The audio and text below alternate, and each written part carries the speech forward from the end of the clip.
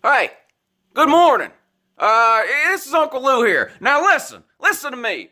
I'm tired of being nice. But listen, there ain't no off season. That's number one. There's the part of the season where you play games, and there's the part of the season where you're not playing games. Okay, so we're in the part of the season where you're not playing games, but it ain't no off season. And there definitely ain't no off season for trash talk. I'm tired of pussyfooting around. Now, here's what I want you to do. No matter what team you're a fan of, I want you to pull your schedule up and look at it. Look all the way from the top to the bottom. Look at it! If you see UGA anywhere on that list, you're screwed. That's all there is to it. Period. Now, this following list of teams here, if your team is on this list, then it's time for you to duck and run. Because UGA is coming, and you are going to get steamrolled. Period. And now, no more messing around. If your team is on this list, then it's over for you effective now. App State.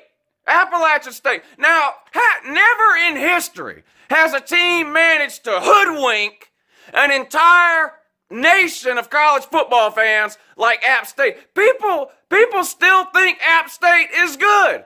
Why? They've played 2 good games in the last 10 years. A decade ago, 10 years ago, they beat Michigan. Well, what did he do? You beat a disgraceful Michigan team. That's great. Congrats. Your biggest win in program history. 10 years ago.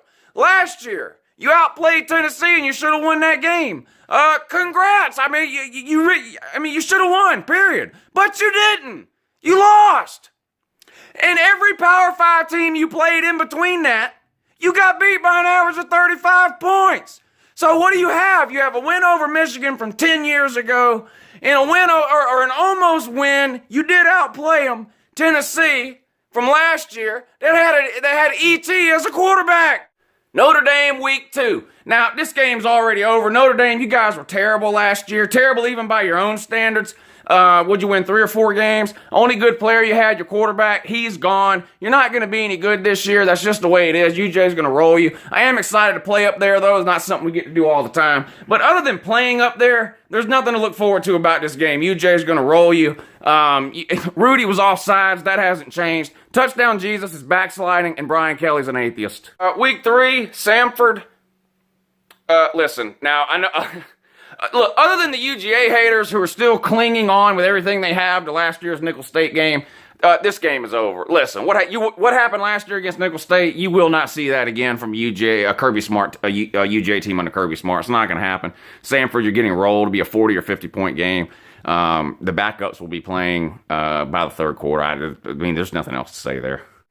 Week 4, Mississippi State in Athens. Now, the only good thing really you can say about Mississippi State is that they're not Ole Miss. I mean, at least you guys have an opportunity to go to a bowl game this year. It's not likely to happen, though. You're terrible. If you didn't do anything with Dak Prescott, you're not doing anything now. Yeah, you got a handful of good players, I'll give you that. But you just don't stack up to UGA. This game is over. Mississippi State, I'm sorry. 5th or 6th in the West at best. And you're not coming in Athens and winning that game. Mississippi State is a joke. Tennessee! Whee! Tennessee's on their high horse. They won their World Series 2 years in a row by beating UGA. That's Tennessee's only goal. That's it. That's the only goal they have. You look at a list of Tennessee goals. Goal number 1, beat UGA. Goal number 2, see goal number 1. That's it. They have no other goals. They have no other expectations. They're not winning the East. If they didn't win the East last year, they're definitely not doing it this year. They lost every good player they had. Kept their idiot coach, Butch Jones. They scored more points than they ever scored in school history last year. Got rid of their OC. Gave up the most points they've ever given up on defense. Kept their DC. They hired a new athletic director. Why? I don't know. The guy they hired's a bum from Kansas State. Good luck, sir. I don't know what to tell you. You hired a guy, you go out the very next day, lose to LSU in basketball. You guys are a complete disaster. The only question mark about Tennessee's football team this year really is how many players will quit during the season. That's it. On to Vanderbilt. Now, Vanderbilt's still riding high from beating UJ last year. In fact, Vanderbilt beat UJ and Tennessee last year. Doubt that's happened very many times in history. They beat UJ and Tennessee in the same year. Breaking news, you're not beating UJ twice in a row. That's not happening. Georgia's going to win this game. Lost last year 13-7. Couldn't do anything offensively. Not going to have those problems this year. Jacob Eason's going to light you up. Vanderbilt fans need to come back down to earth. A lot of you guys are talking about winning the East. It's not happening. Look, you guys will make a bowl game probably. You're better than Tennessee, I'll give you that. You're better than Missouri, and maybe Kentucky. So what are you looking at? Maybe 4th or 5th in the East in a bowl game is the best you can do. But you're not beating UGA. Just stop. Missouri, you're up next on the hit list. Now, Missouri has never recovered from a couple of years ago, whatever it was, when their football team threatened to quit in the middle of the year for social justice or whatever it was they were doing, tired of getting beat or what, I don't know. But, let's just be real. When you lost your coach, you lost everything you had. That was the best part about your program. You can't recruit. You don't have it. You don't have the athletes to compete in the SEC, but you did have a coach to compete. He's gone. So you're nothing. You did win the East twice. You better hang on to that because it's liable to be decades before it happens again. And then the cocktail party. Georgia versus Florida in Jacksonville like it is every year. Now, Florida's had our number for a couple of years in a row now. That's changing this year. Listen, Jim McElwain, offensive guru, still doesn't have a quarterback. You're not beating UGA again this year. It's just not happening, okay? All the Muschamps players are gone. His defensive players are gone. That's all you've had under McElwain is Muschamps defense. Your offense has been pathetic and sad, to say the least. And for a guy like McElwain, who's supposed to be some sort of offensive guru, you guys ought to be ashamed of yourself. Ashamed.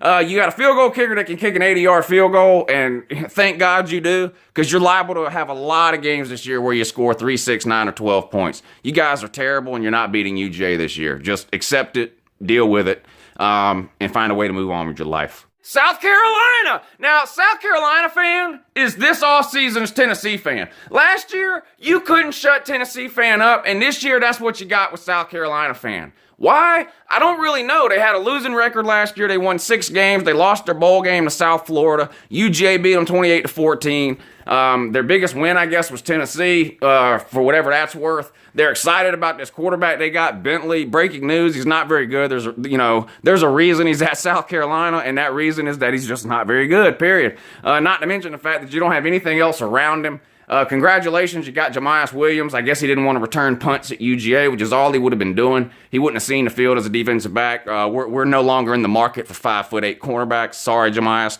And that's why you got him. So a third string, someone that would have been a third string cornerback at UGA and probably a second string punt returner is going to be the best player on your team. So congrats, and enjoy another 500 season. And Auburn. Now, Auburn, what is it with Auburn? Now, Auburn played 17 quarterbacks last year, and now everything I read says they're not playing any of those quarterbacks this year to bring in somebody else. I don't get it. Forget trying to develop talent, I guess. They're trying to strike gold with the Cam Newton situation from 7 years ago. Listen, that's not happening.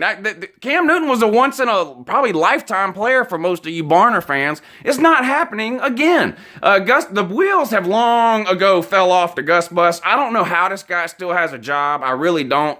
Congratulations, you beat LSU last year. Cost Les Miles his job. That tells me more about Auburn's program than it does about LSU's. You lose to Auburn like that, you deserve to get fired. I'm sorry, Les Miles, but it's just the way it is. Auburn is a joke. Unless Auburn has a national title team, they cannot beat UGA.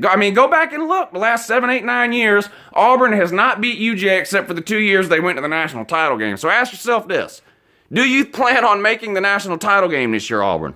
Obvious answer is no, so you're not beating UGA. So sit down and shut up! Kentucky. Now, Kentucky's another one that sort of got the Vanderbilt disease that for some reason, for whatever reason, I don't know, thinks way more of themselves going into this year than they actually should. Are they going to be as terrible as some of the Kentucky teams we've seen that win 2, 3, 4 games a year? Probably not. Like I said, they'll probably finish above Missouri or something like that. But you're so far away from winning the East, it's not even funny. So please shut that shit down. It's still basketball season, so try to hang on to that as long as you can. Once basketball season's over, there's nothing for you to look forward to until basketball tips off again in December. You're just not going to do anything in football. Just stop setting yourself up for disappointment. It's hard to watch, and you're just humiliating yourself. And Georgia Tech, another team that beat us last year. Listen, we had a bad year last year, so you guys. You want to keep harping on the fact you beat us last year, then keep on. But there's a reason you've only beaten us 3 or 4 times this century, and that reason is you're not any good. Period. your little brother, you're going to average 1 win every 5, 6, 7 years against UGA. That's not changing anytime soon, especially as long as you keep Paul Johnson and continue to run that middle school circus offense that you're running. You're not going to be able to get the bodies and the athletes to compete with UGA year in and year out. It's just not going to happen.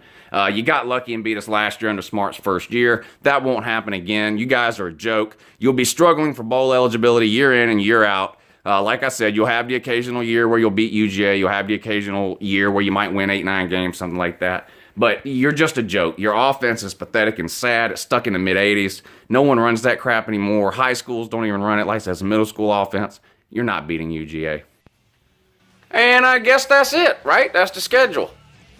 But there's one more. Now, who could that one more be? Who's going to be the sacrificial lamb that the SEC West sends to Atlanta to catch this Georgia with? Now, look here, you bubblegum gumps. We are not afraid of Alabama. We are not afraid of Alabama. We will see you in Atlanta in December. You've had a good run. You've had a hell of a run. A hell of a run. But it's coming to an end. UGA is the new team in the SEC. Get used to it. You don't have to like it, but you have to accept it. So all you inbred, cousin-kissing, backwood bubblegum gumps, get used to it and give me a go, dogs! Woo!